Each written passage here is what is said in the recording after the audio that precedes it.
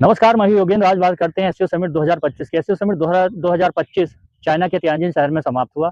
ये 31 अगस्त से 1 सितंबर के बीच में संपन्न हो गया एससीओ समिट 2025। एससीओ समिट में भारत के प्रधानमंत्री नरेंद्र मोदी, रूस के राष्ट्रपति व्लादिमीर पुतिन और चाइना तो होस्ट था, चाइना के राष्ट्रपति शी जिनपिंग, तीनों की केमिस्ट्री लाजवाब दिखी।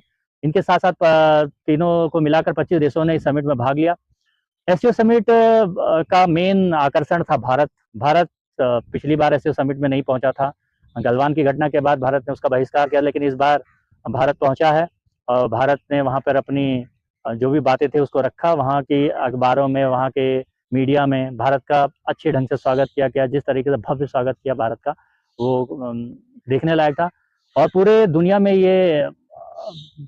ये बात चली गई है कि भारत अब किसी से झुकने वाला नहीं है और भारत अपनी शर्तों पर चीजें करता है। और भारत की स्वीकार्यता पूरे देश में अब पूरे संसार में बढ़ चुकी है।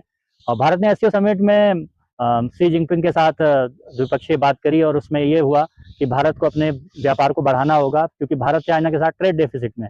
ट्रेड डेफिसिट में ये होता है कि भारत आयात तो बहुत करता है वहां से, लेकिन निर्यात नहीं करता है। तो भारत वहां चाहेगा कि वहां के बाजार भारत की चीजों के लिए खुले, भारत भी अपना माल वहां बेच सके, भारत के लिए वो बाजार खोले जाएं। क्योंकि भारत अपने लिए भारत की का 50% से ज़्यादा व्यापार चाइना के साथ होता है। तो इस चीज़ को ध्यान में रखें। भारत की द्विपक्षीय बातचीत वहाँ पे रूस के राष्ट्रपति व्लादिमीर पुतिन से हुई। व्लादिमीर पुतिन 10 मिनट तक प्रधानमंत्री मोदी का इंतजार करते रहे होटल के लिए, और फिर प्रधानमंत्री मोदी उन्हीं की गाड़ी पर, उन्हीं के साथ, व्लादिमीर पुतिन के साथ 50 मिनट तक बात करते रहे गाड़ी में। और उसके बाद वो होटल में गए जहाँ द्विपक्षीय दोनों की बात हुई। प्रधानमंत्री मोदी ने एक बार फिर व्लादिमीर पुतिन से कहा कि ये युग युद्ध का नहीं है, ये शांति का है। शांति का रास्ता कूटनीति से ढूंढा जाए। और वहाँ पे व्लादिमीर पुतिन ने भी कहा कि चाइना और भारत ने जो भी यूक्रेन में शांति के लिए जो भी कहा है, उसके जो भी बातें हुई हैं उसके लिए मैं उनकी प्रशंसा करता हूँ। उन्होंने जिस तरीके से इस मुद्दे को रखा है। अब बात यह है कि भारत का एससीओ समिट से क्या आउटपुट निकला। पहली बात, भारत ने अमेरिका, जो डोनाल्ड ट्रंप ने टैरिफ लगाया था, टैरिफ ट्रंप थे, उनको ये दिखा दिया कि भारत अब यूनिपोलर वर्ल्ड में नहीं, ये मल्टीपोलर वर्ल्ड का समय आ चुका है। इसमें कोई भी एक देश की चौधराहट नहीं चलेगी।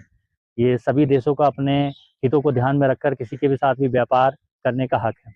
दूसरी बात, भारत ने ये भी बता दिया कि अगर सीमा विवाद रहेगा तो व्यापार संभव नहीं है।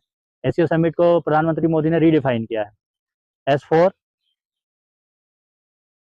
For security, C for connectivity, O for opportunity. अगर आपके बॉर्डर सुरक्षित हैं, अगर आपका बॉर्डर इन चीज़ों से अगर क्रॉस बॉर्डर टेररिज्म नहीं है, अगर बॉर्डर आप पे शांति है, तो आपको अपॉर्चुनिटी भी मिलेगी, कनेक्टिविटी अच्छी रहेगी, आपको अपॉर्चुनिटी अच्छी मिलेगी, आपका व्यापार अच्छा होगा।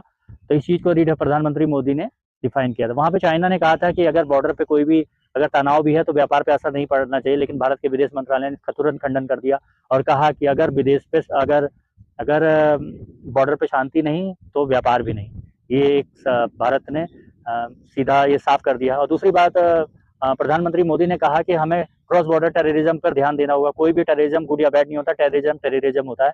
और पिछली बार आतंकवाद के मुद्दे पर जो पहलगाम में हमला हुआ था, उसको जो विदेश मंत्रियों का एससीओ समिट था उसमें शामिल नहीं किया गया था, लेकिन इस बार प्रधानमंत्री मोदी ने उसको शामिल करवाया और उसकी बात की। और ये समिट एक तरीके से भारत के लिए सफल माना जाएगा। देखते हैं आगे क्या होता है। चाइना की बातों पे तो इतना भरोसा किया नहीं जा सकता, क्योंकि जब जब हमने भरोसा किया है चाइना ने हम लोगों को धोखा दिया। तो इस वीडियो में बस इतना ही। अगले वीडियो में किसी और मुद्दे पर, तब तक अपना बहुत